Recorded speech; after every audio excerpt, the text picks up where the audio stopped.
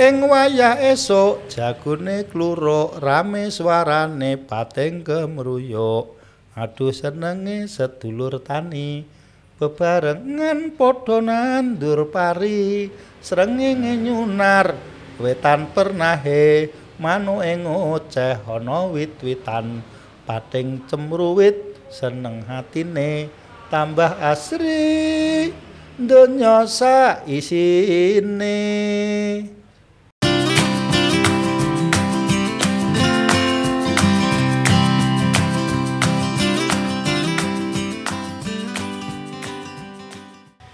Assalamualaikum warahmatullahi wabarakatuh. Waalaikumsalam warahmatullahi wabarakatuh. Alhamdulillah kita jumpa lagi di Wonder Home Podcast. Alhamdulillah kita pada sore hari ini ketemu dan bertamu ke rumah panjenenganipun Pak Dr. Purwadi. Nggih, wilujeng istilanipun.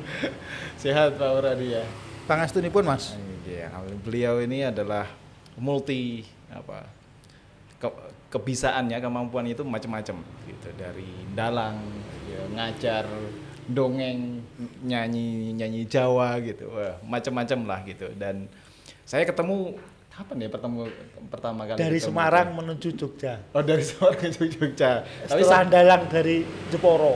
Dari Jeporo waktu itu ya. Ya, tapi sebelum itu saya pernah ketemu dulu waktu zaman saya pernah tinggal di sekretariat HMI dan sampean itu dalam ke Jakarta. Datang ke markas HMI. Ke markas Zaman Kozin. Zaman Kozin. Kozin itu stafnya Mas Anies sekarang di Jakarta ya. Oke, ya itu terus kemudian ketemu lagi waktu dari Semarang naik travel menuju cuma Jogja. Berdua menuju Jogja. Dari Jeporo. Dari Jeporo jenengan ya. Oke, itu jadi Pak Purwadi ini luar biasa, masih mendalang ke daerah-daerah, mengajarkan tentang khazanah kebudayaan dan sastra Jawa ke daerah-daerah begitu kira-kira. Jadi yang salah satu yang nguri budaya Jawa itu adalah beliau ini gitu. Nah, bisa cerita Mas Purwadi, jenengan itu asal dari mana dan kemudian gimana ceritanya kok jatuh hati menjatuhkan pilihan minat akademik dan karir itu di bidang kebudayaan dan sastra Jawa itu gimana itu Mas? Asal saya dari desa Grogol, Mojo Rebun, Rejoso, Nganjuk, Jawa Timur. Oh, oke. Di SMP, SMA di Nganjuk. Satu hal yang mengejutkan ketika di SMA, kawan-kawan itu memilih A1, A2, A3 itu bersaing ketat.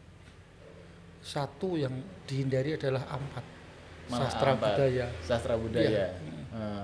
Dan ketika di SMA semua berlomba-lomba untuk ke A1 kursus bahasa Inggris. Tahun 80-an itu bahasa Inggris begitu megah mewah. Saya kadang berpikir, saya ini wong Grogol Nganjuk kok ngoyomen sinau Inggris, dadi humase Pangeran Charles dan Ratu Elizabeth, dan beliau tidak pernah terima kasih kepada orang Indonesia. Itu saya rasakan. Kenapa ya? Belum pernah matur nuwun kagem guru-guru sa-Indonesia yang pernah mengajarkan dan belajar bahasa Inggris gitu. Nguri-nguri bahasa Inggris. Enggak pernah, sekalipun sampai saat ini. Tapi sekali mbok matur nuwun enggak. Tapi kita begitu semangat sampai saat ini di pengajaran formal dan kursus-kursus swasta itu. Terus sudahlah, saya tidak ikut-ikutan untuk milih A1, A2, A3. A1 itu fisika. 2 itu biologi, A3 itu biologi ya. A3 ekonomi. A4 sastra. Ya. Itu sepi peminat itu. Bahkan ada yang masuk A4 tuh keluar. Keluar ya sampai. Keluar daripada di A4 keluar. Malu sekali. Kejadian itu malah kebanyakan untuk buangan pindahan sekolah lain ditaruh di A4. Jadi koyok pawuan lah.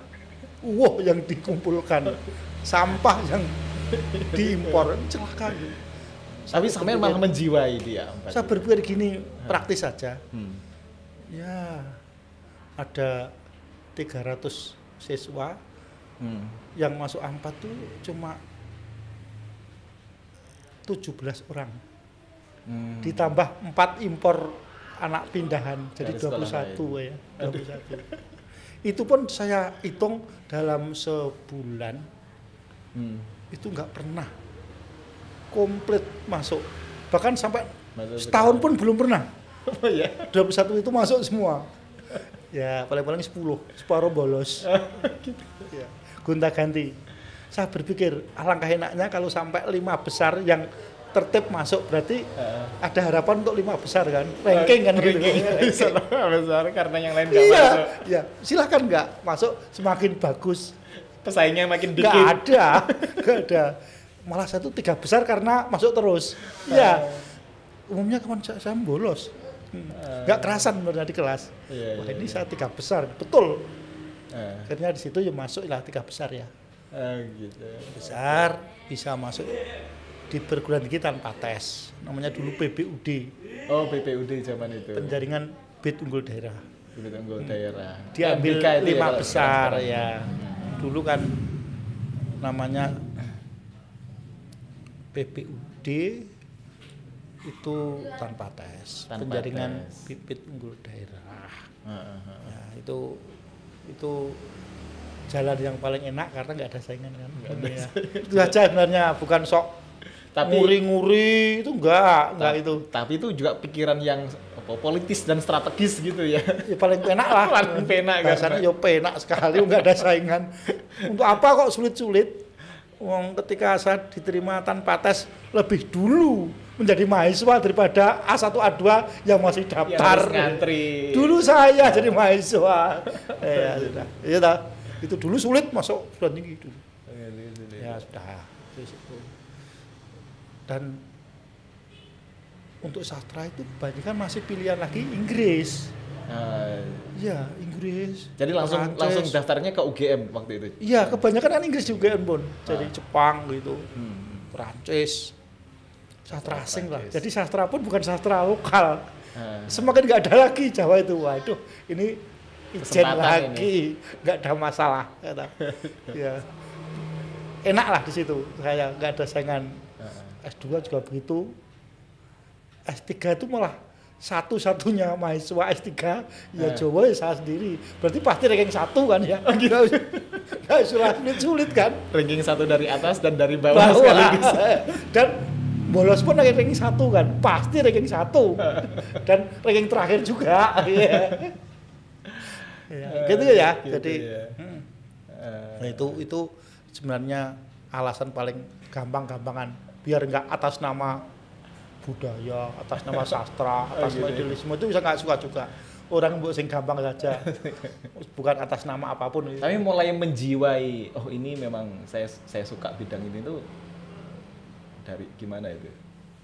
Saya itu memang menganggap produk Jawa itu megah, mewah, dengan harga murah. Megah, mewah, harganya murah. Kalau jadi betul gagah. Ya. Paling gampang satu yang kita sudah menyesal. Padi Jawa, pari Jawa. Jenenge genjah. Enak sekali. Genjah. Iya. Varietas namanya pari Jawa, genjah. Enak sekali. Mungkin generasi orang tua kita yang usianya 50 ke atas pernah ngincipi enaknya pari genjah itu, tapi sekarang sudah nggak bisa ditemui lagi. Tahun 2005 saya pernah ketemu di Hotel Ibis Surabaya. Satu agem itu dicentelkan di ruang lobi. Pari genjah, saya nangis waktu itu. Ini kan pari lama waktu saya kecil. Pari makan orang tua kita yang sangat enak, bahkan tanpa lauk pauk sudah enak. Itu contoh. Mewah, megah, murah, tapi megah gagah sebenarnya. Itu. Saya tanya sekarang, ayam kampung itu murah sebenarnya kalau buat, tapi megah, enak. mewah sebenarnya. Lah kok ganti ayam potong nggak enak sebenarnya. Bahkan orang Geragas, ayam potongan Geragas. Cuma 28 hari dimakan. Umur 28 hari udah bisa dimakan gitu ya. Sebenarnya sedih ya itu, ketipu kita. Oleh karbit teknologi itu. Daging karbitan kan itu. Ya itu, ini contoh. Jadi semua Jawa itu mahal. Kayu jati Jawa itu mahal, jati. Kayu jati Jawa. Megah, mewah. Diganti plastik coba. Iya. Godong gedang itu untuk buntel sego pecel, ya enak tenan. Diganti plastik dan kertas minyak. Kertas. Jadi di mana mewahnya yang saya lihat tuh loh. Jadi apa saya salah ya? Bahkan sekarang air kendi itu mewah, aqua. Bahkan nasi kotaan, bayangkan, nggak pernah dulu itu orang tua kita mau dengan kotaan, nggak mau. Dibungkus godong gedang, godong jati. Godong jati pernah. Ya enak, memang enak. Diganti kotaan, staplesan lagi, staples. Nggak ada estetika sama sekali. Megah neng di, mewah neng di. Itu yang saya sebut tadi sudah menjadi ciptaan pop sekarang. Itu apa pergeseran itu kira-kira yang jadi sebabnya apa itu ya? Sikap sembrono kolektif dulu itu kalau beli tempe dibungkus godong jati kan, tempe dulu itu diganti plastik malah seneng plastik. Bahkan meja pun dari kayu jati lebih suka meja plastik. Awal-awal tahun 80 itu kita baru kenal plastik. Itu disambut dengan gegap gembita. Tidak tahu itu malah petaka plastik itu. Dalam segala sudut itu menjadi mempersulit kehidupan. Plastik. Tapi kita enak saja sampai saat ini ketagihan plastik. Dan semua sudah sepakat itu jelek. Sekarang sudah sepakat. Tapi nggak mampu mengusir kan gitu. Sudah. Karena udah ketergantungan pada. Iya. Jadi dan semua sepakat tidak mewah. Wah, ada telur bagus, tapi telur plastik. Orang marah juga, merasa kecewa. Ada hiasan manten, dekorasi, janurnya dari plastik semua, mengecewakan, marah. Jadi kalau ada dekor manten, semua serba plastik, itu marah. Kalau yang tahu itu, geleng-geleng. Bunga melati dari plastik geleng-geleng dan tidak bahagia sama sekali, betul itu, bahkan simbol kemelaratan. Jelek pun kalau itu kembang asli, mahal. Bahkan rumah gedek pun sekarang megah mewah, mahal itu daripada rumah plastik. Rumah gedek yang dulu kita hina lambang kemelaratan, ternyata kemewahan. Juga berarti di dalam apa itu namanya tadi lagi balik orang-orang minat bahasa Inggris, sastra Jepang, sastra macam-macam, jenengan sudah bisa mengidentifikasi ada kemewahan juga di khazanah budaya itu. Tahun 2010 saya dalang di Den Haag.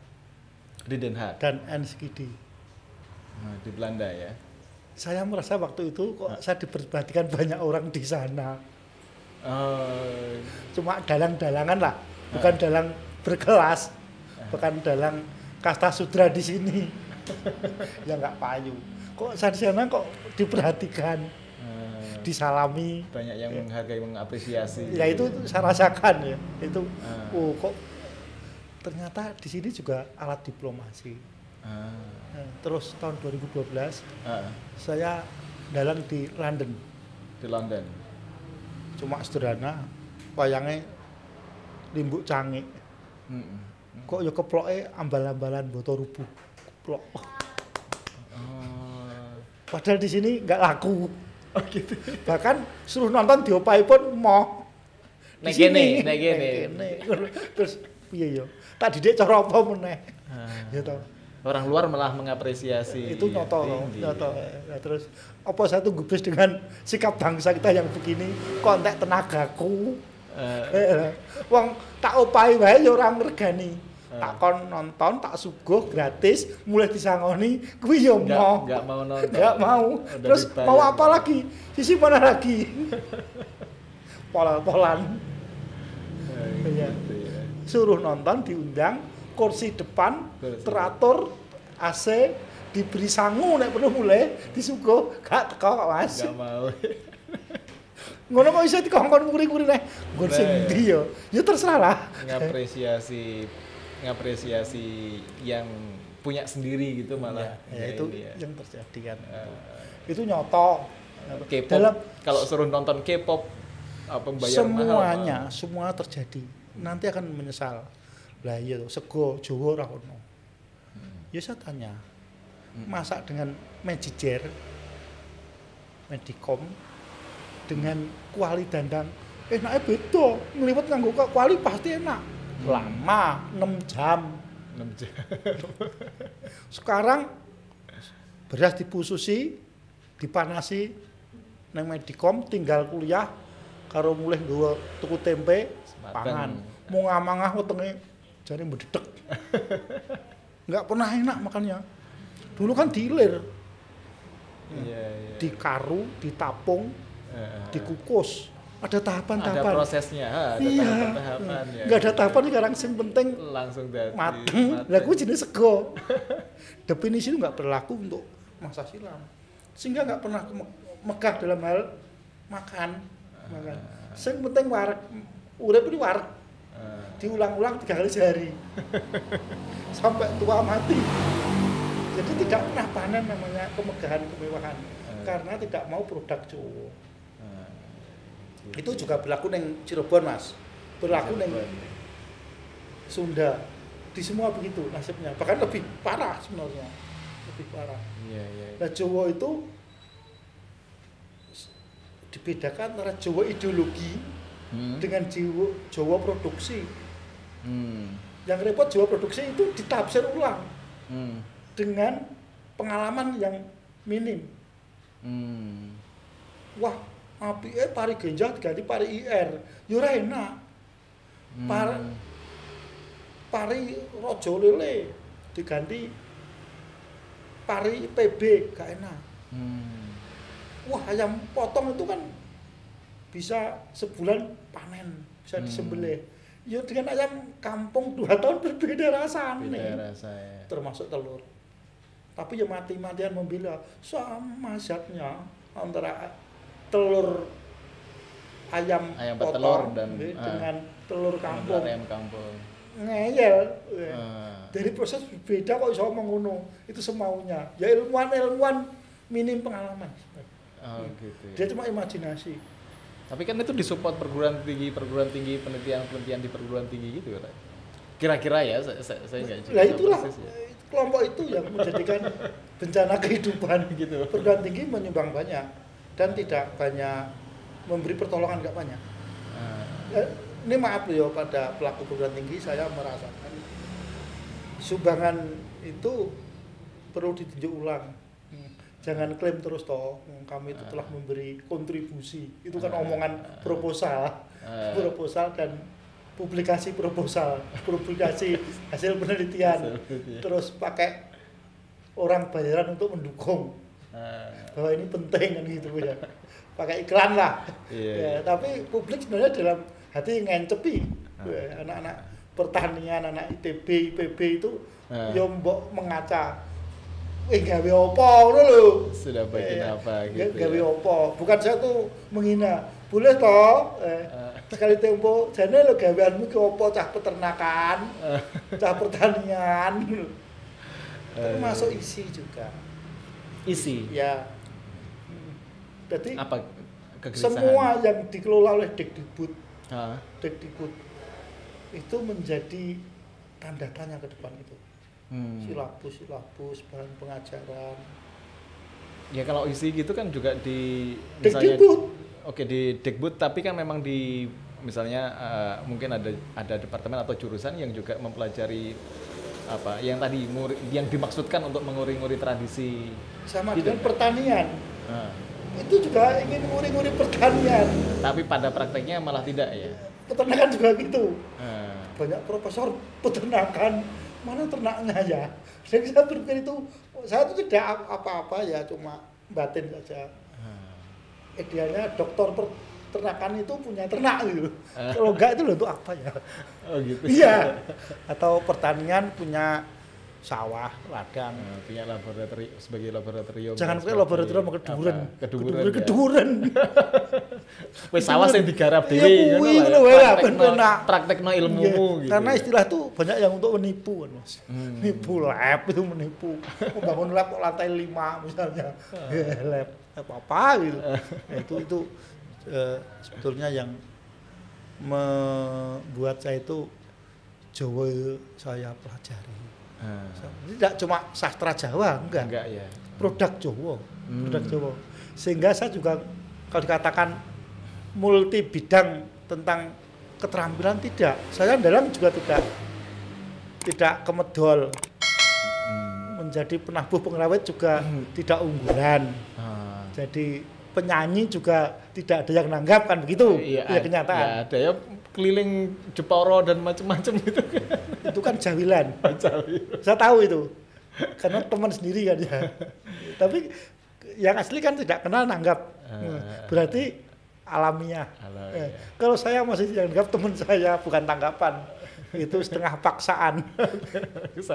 Harus datang gitu. Ya. Tapi sampai belajar yang nyanyi terus kemudian dalang dan segala macam tadi itu pada periode di mana jenengan? Emang sejak dari SMA di waktu di Jogja atau dari mana itu? Ya 10 tahun terakhir itu ada kawan bilang begini. Satu angkatan di UGM. Pur, aku satu sing tahu tentang dirimu. Setiap kamu duduk dimanapun kamu nembang. Kok apal? Waktu itu saya tidak berpikir nembang untuk apa. Ya nembang aja. Rutinitas. Di mana saya duduk, ada waktu, saya nembang. Dengan beragam tembang. Karena saya tuh suka menghafalkan. Bukan untuk konsumsi orang lain. Untuk hiburan diri sendiri. Nah, kawan saya itu namanya Endah Budiarti. Mbok tolong direkam. Saya belum punya HP jadul. HP Bandem Kirek itu.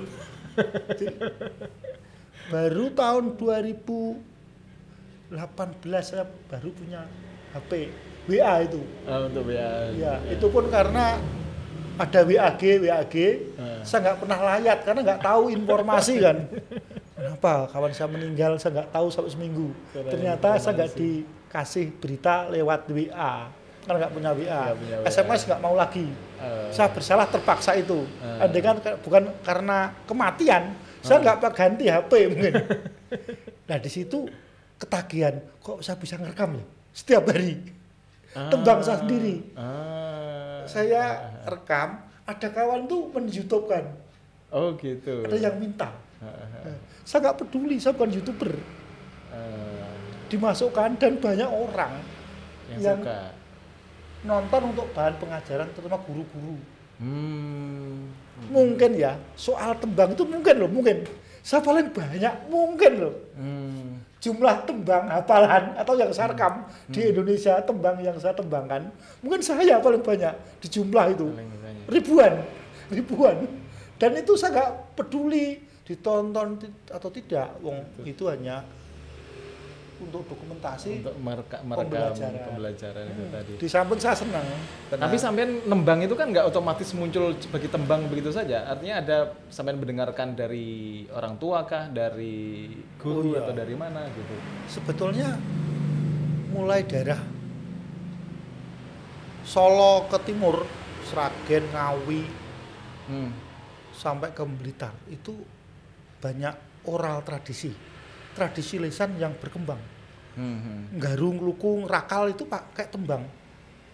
Petani di sawah. Gitu. Iya kan itu. Bahkan gelak sapi, belantik itu nembang uro-uro di jalan.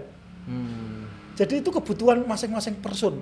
Saya kira selain saya banyak, terutama kelompok pedesaan itu suka tembang.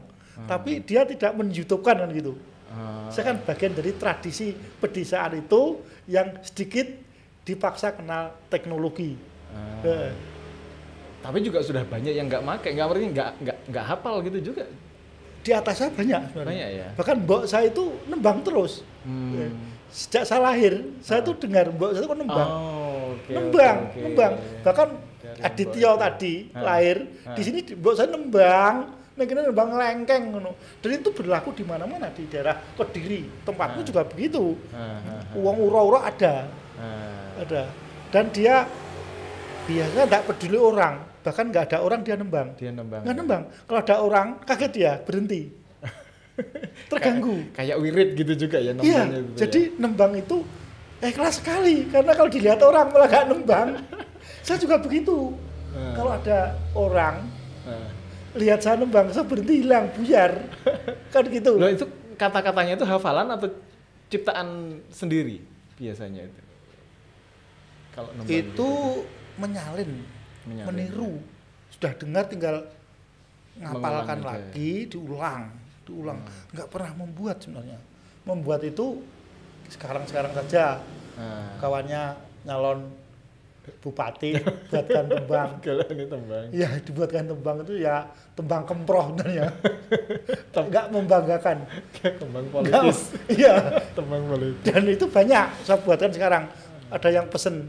Ya diupai sedikit gitu. Tapi nggak menghayati itu sebenarnya. Nggak, keperluannya berbeda loh. Coba kasih 1-2 bait gitu dari tembang-tembang yang jenengan salin atau dengar dari masa kecil dari tradisi orang Luku, orang. Ing wayah esuk jagone kluruk rame swarane pateng kemruyuk. Aduh senenge sedulur tani. Bebarengan padha nandur pari, srengenge nyunar wetan pernahe, manuke ngoceh ana wit-witan, pating cemruwit seneng hatine, tambah asri donya sak isine. Pedesaan itu. Ya. Ing wayah esuk jagone kluruk. Ada peternakan. Ing wayah esuk jagone kluruk rame suarane pating kemruyuk suasana. Yaitu pagi hari kesibukan Aduh senenge sedulur tani produksi pertanian agrobis. Bebarengan padha nandur pari ketahanan pangan sama-sama menanam padi. Kolektivitas iya. Iya, tidak usah pakai komunisme, wong Jawa itu kolektivitas sebenarnya. Sudah. Iya.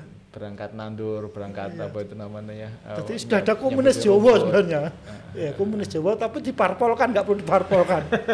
Itu jadi masalah ketika diparpolkan. Sudah komunis Jawa itu. Bebarengan padha nandur pari. Ya. Kolektivitas, kebersamaan itu komunisme, tapi nggak perlu diparpolkan kan itu sebenarnya. Srengenge nyunar wetan pernahe manuke ngoceh ana wit-witan pating cemruwit rame suarane tambah asri donya sak isine. Ada keindahan alam, ada burung yang bernyanyi bersiulan. Tuh itu dengerin tanpa harus tahu artinya, dengerin itu aja udah kebayang suasananya suasana gitu. Pedesaan. Dan saya kira pakai bahasa sehari-hari nggak sulit toh. Jago kluruk itu udah tahu kan, nandur pari tahu. Banyak tembang-tembang yang bernuansa kerakyatan, pedesaan, tidak perlu renungan. Memang ada yang tembang-tembang berat harus merenung, tapi lebih banyak yang sehari-hari yang dilihat gitu ya. Risi santel lolololo, madu sari riri, manuke podang unine kukan itu kan. Irisan telo, risi-risan telo, lololo, madu sari riri, manuke podang, urine kukan. Itu kan nggak perlu pemikiran yang susah-susah, telo aja kok. Apa makna filosofis? Nggak usah tanya filsafat, telo aja filsafat. Yang tanya itu malah nggak filosofis gitu. Nanya nggak pada tempatnya. Iya, semua difilosofiskan. Grontol jagung aja harus filosofis. Iya ya, generasi misalnya ya, anak-anak saya yang belajar di sekolah gitu, bahasa Jawa itu jadi beban gitu. Kalau ngajarnya dengan melalui metode-metode tembang kayak gini kan asik gitu kayaknya. Ya memang pengajaran bahasa Jawa itu lebih ditekankan pada gramatika seperti bahasa Inggris. Bahasa Inggris, bahasa Arab juga gitu. Dan hasilnya tidak aplikatif. Dan maaf saja, guru-guru bahasa Inggris itu nggak bisa komunikasi Inggris sehari-hari kan. Jujur aja nggak bisa, dia nggak pernah ke Inggris kok. Dia ngajar structure, gitu nggak legal sebenarnya. Itu tidak boleh seharusnya. Sampai pensiun belum pernah ke Inggris. Kok cari sandang pangan bahasa Inggris. Kawan-kawan saya nanti marah kalau dengar ini. Ya introspeksi saja. Guru bahasa Inggris jumlahnya ribuan se-Indonesia. Nggak pernah ke Inggris. Nggak protes. Jadi dikirim ke sana baru ke sini praktek kan itu. Nggak juga. Ini sedih sebenarnya. Guru bahasa asing itu. Nah Jawa nggak perlu. Kan dari sudah ada. Ya. Kalau sampai dalang tadi itu kan dalang ke Inggris, ke London, ke Den Haag itu pakai bahasa Inggris apa pakai bahasa Jawa di mendalangnya itu? Kan ya, saya lihat di YouTube juga ada bahasa Inggris. Ada bahasa Inggris. Oh iya, wah ngerti toh? Iya. Wah ini dalang pakai bahasa Inggris gaya nih. Bahasa Belanda, bahasa Jerman. Saya dulu bahasa Jerman belajar 2 tahun di SMA dulu kan, wajib. Ya bahasa Jerman yang mentah. 2 tahun. Bahasa Arab belajar 3 semester dulu di UGM. Oh, di UGM yang ngajar Profesor Baroroh Barit. Oh, Baroroh Barit, wah itu sepuh dan ini sekali. Oh, suhunya, lulusan Al-Azhar. 3 tahun, 3 semester. Pakar filologi ya. Profesor Baroroh Barit ya. Iya, saya muridnya. Belanda, Jerman, bahasa Arab juga ngerti. Belajar Sanskrit, Jepang. Oh, Jepang Yuan. Jerman. Oh, Jerman lah. Ya. Bang Sumet mau bahasa Perancis. Tapi enggak ahli enggak. Itu cuma gaya saja. Ya, untuk celelean lah. Ya, celelean. Minimal kalau temu kawan-kawan jurusan Prancis, Bang Sumet Marcel. Iya. Kalau bahasa Arab ya Subakul khair ya akhi. Subakul khair ya akhi ya ukhti. Ya ukhti. Terlalu apal ukti aja. Nah, itu. Gitu. Jadi belajar ya artinya dalang pun juga bukan berarti apa itu namanya menutup pengetahuan bahasa yang lain gitu enggak? Iya. Wong dalang itu kebetulan toh. Wong bapak saya enggak bisa dalang. Bahkan sampai saat ini. Itu belajarnya gimana itu bisa dalang? Bapak saya tuh sampai saat ini enggak percaya saya bisa dalang. Iya. Oh, iya. Wong belum pernah tahu saya dalang. Jadi saya dalang tahun 2000 yang ngongkon itu senat mahasiswa UGM. Zamannya Huda. Zamannya Huda. Saya disuruh Huda itu di atas Anies atau sebelum Anies? Ayo jauh. Dia tahun 96 baru masuk. Oh, dia 96. Ya Anies lulus dia baru masuk ya kenal. Iya. Nah. Ibaratnya Kosin, saingannya Kosin. Oh, Kosin juga nyalon. Iya, kalah. Aku diseneni. Pak Kang Pur ki menyakiti hatiku. Lha ngopo to? Wong genah aku kalah lho kok kowe turu nggone Huda. Gitu. Waktu sederhana, wis rampung ya wis to. Oh enggak, dia marah benar. Kan dia bersaing 2 orang itu nyalon senat. Kosin dapat 1.500. Huda 2.500. Sorone aku dolan nggone Huda turu kono sama-sama temannya. Padahal tim suksesnya Khazin awalnya. Khazin marah banget. Berkhianat. Ya, Khazin ini adalah sahabat kita di dulu mahasiswa UGM. Tidur di sini sering. Saya. Oh, dulu sering di sini ya. Sekarang kerja di Jakarta, ya di Balai Kota kalau nggak salah ya. Tapi Nur. Ya. Ya saya kan terus dalang di situ, akhirnya dalang apa belajar dalang. Dalang Gunanis. Ya, dalang Gunanis bulan beli itu. Oh gitu. Ya. Dalang politik. Saya yang ingat betul itu pas sampean diundang atau nggak tahu siapa yang undang ke Kemenpora, Pemuda dan Olahraga, terus dalang di situ. Saya ikut, saya menyaksikan di situ. Iya. Ya. Tahun 2005. Tahun 2005 ya. Terus nggak tahu salah satu tokohnya gitu sudah dibunuh gitu. Tiba-tiba diambil lagi. Oh, main lagi yang udah mati. Ya itu gitu ya. Tapi otodidak jadi apa? Belajar dalang itu. ya. Belajar sendiri. Tapi dimulai dari gending. Dari gending ya. Ya, gending terus belajar pakem. Dihafalkan. Terus dipraktekkan. Kalau jadi dalang terampil ya tidak. Ya bisa lah gitulah ya. Berhubung punya basis kesastraan, mungkin cerita-cerita wayang lebih banyak saya baca. Karena sering membaca cerita wayang. Jadi kalau cerita mungkin banyak saya dari dalang-dalang itu. Daripada dalang itu. Karena saya kurang lebih 11 tahun formal